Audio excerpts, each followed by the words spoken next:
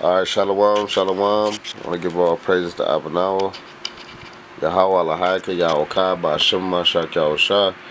Today I'm going to be bringing out a little information on Solomon, dealing with the spiritual power pretty much that was given to Solomon, man. Solomon has spiritual power, and pretty much the Heavenly Father gave him everything he asked for. So he had power over demons, had the whole nation of Israel. He had Gentiles under him, and he even had animals in submission to him. Which it says, Testament of Solomon, son of David, who was king in Jerusalem and master, controlled all spirits of the air and on the earth and under the earth. By the means of them also he wrought all the transcendent works of the temple, telling also the authorities they willed against man, and by what angels these demons are brought to naught. Alright, so that's that. And I'm going to get the part where pretty much Slakia, Solomon was given he was given a ring pretty much. Now, when Solomon heard this, I entered the temple of God, prayed with all my soul night and day, and that demon might be delivered into my hands, and that I might gain authority over him. So he was praying, man. And pretty much when you read it, it says, Michael the archangel, he brought him a little ring having a seal consisting of a graved stone, and said, Take, O Solomon, king of David, the gift which the Lord God hath sent thee, the highest Sabaoth, which thou shalt lock up all the demons of the earth. Right, so Solomon had power to lock up the demons of the earth, which I want to get a verse out of here real quick. Most high, what God willing, 626 lock it. Lord willing, this camera don't go out on me. This will be a quick video, Yahweh willing. This 626, it says, consorting with demons, right? It says, some of them fell into idol worship. Others have demons living with them, as did David the king. It is he who laid the foundations of Jerusalem, and his son Solomon, whom he fathered in adultery, is the one who built Jerusalem. He did it with the help of the demons, because he got their power. When he finished building, he imprisoned the demons in the temple and put them in the 7 water jugs. They stayed there a long time, left in water jugs, sound like spirits in a bottle. When the Romans went up to Jerusalem, they discovered the water jugs, and right away the demons ran out of the water jugs like people escaping from prison. And the water jugs remained pure after that, and since those days they live with people who are in ignorance and have remained on the earth. So we see that right here in this book that Solomon pretty much had power over the demons, and he was sealing these demons, man, because that's what Michael the archangel gave him a ring in the Testament of Solomon, like I just read, to seal up demons. Alright, where did I just put that Testament of Solomon? That's crazy, just disappeared like that. Oh yeah, here it goes, like it. In the Testament of Solomon, it talks about how he got that ring, and he'll be able to lock up all the demons. Where's it at? He said, King Solomon, king, son of David, the gift which the Lord God has sent thee, right, from Michael the archangel. Right, he brought him a little ring having a seal consisted of a graven stone. Alright.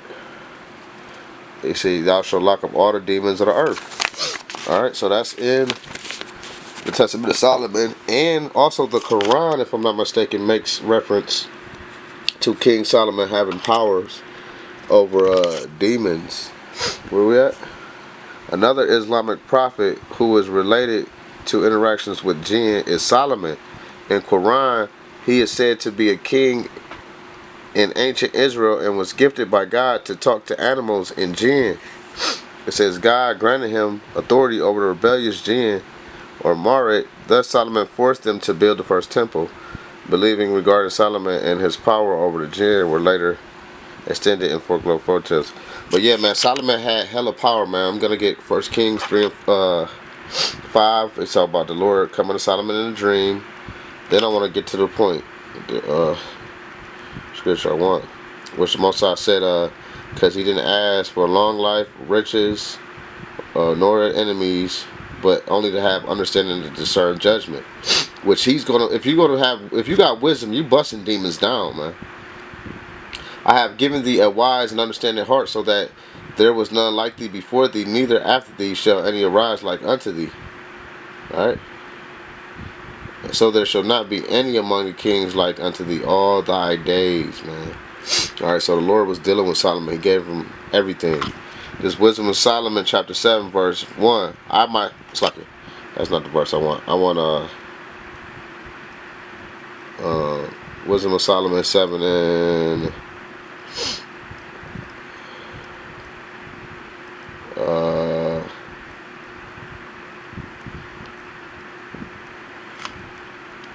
right, 17. For he have given me certain knowledge of the things that are namely to know, and how the world was made, and the operations of elements. I'm gonna go down. It says, and all such things as are either secret or manifest them I know. So he knew the things secret and manifest, man. Alright, like demons. Those are secret things, man. He had power over demons, man. And the Quran know about it. That's, they said he had power over Jinn, was a demon. Authority over Jinns. Solomon. Right? Then my last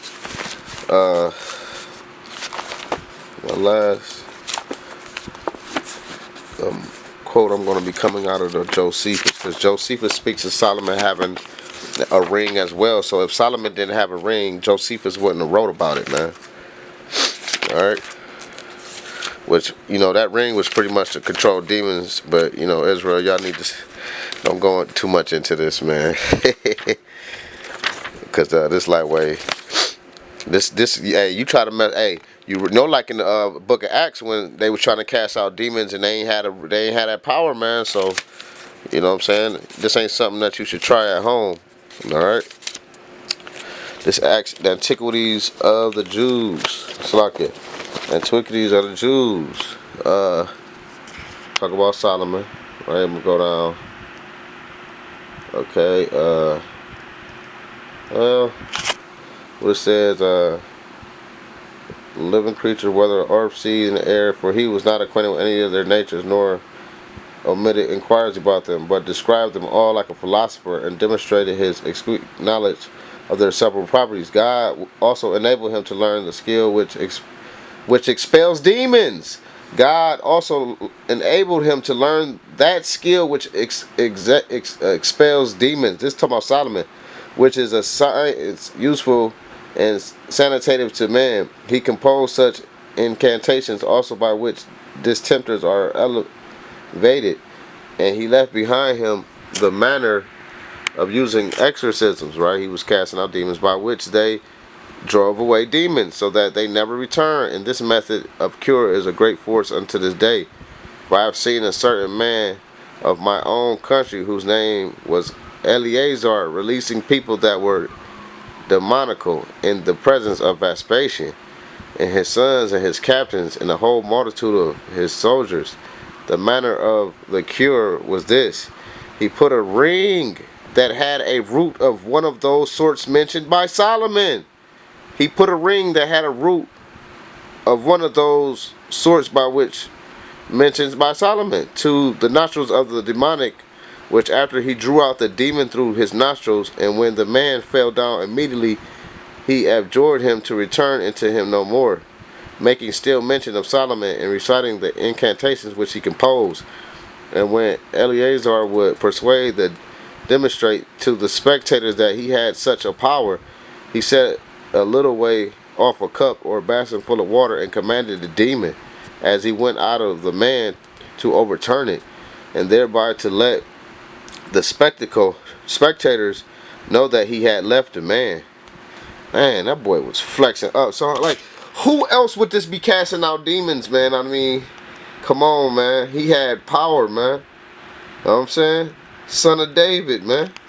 Let's go back to point 5. It's now at the Saga city, and wisdom which God had bestowed upon Solomon was so great that he exceeded the ancients, in so much that he was no way inferior to the Egyptians, who are said to have been beyond all man in understanding. Nay, indeed, it is evident that their Saga city, whatever how you spell it, was very much inferior to that of the kings.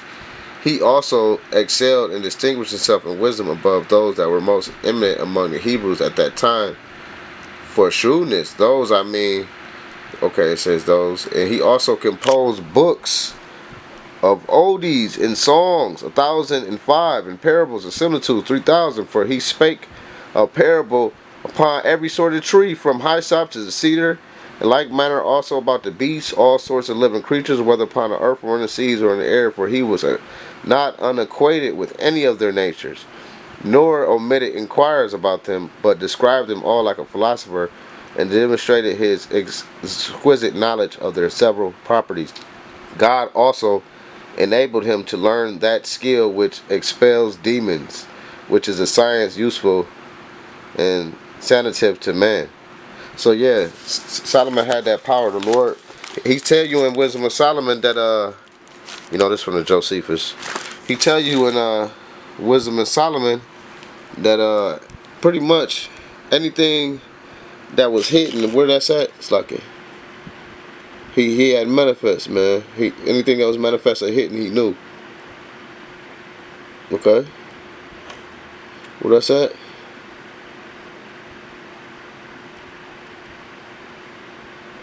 Yeah, verse 21. And all such things as are either secret or manifest in my know, man. The Most High gave Solomon everything, man. You know what I'm saying? He literally gave him everything, man. And he cast out demons, man. Alright? The Most High clearly said, he shall be my son, man. And, you know what I'm saying? Upon him, what do you say? It shall be my kingdom and all that, man. In 2 Samuel 7, if I'm not mistaken. Alright? He said Solomon was his son, man. So Solomon was the son of God, and he had the power to cast out demons, man. Alright? And he had the power to seal them as well. Alright? Let me get this out of the Testament of Solomon real quick. One more testimony.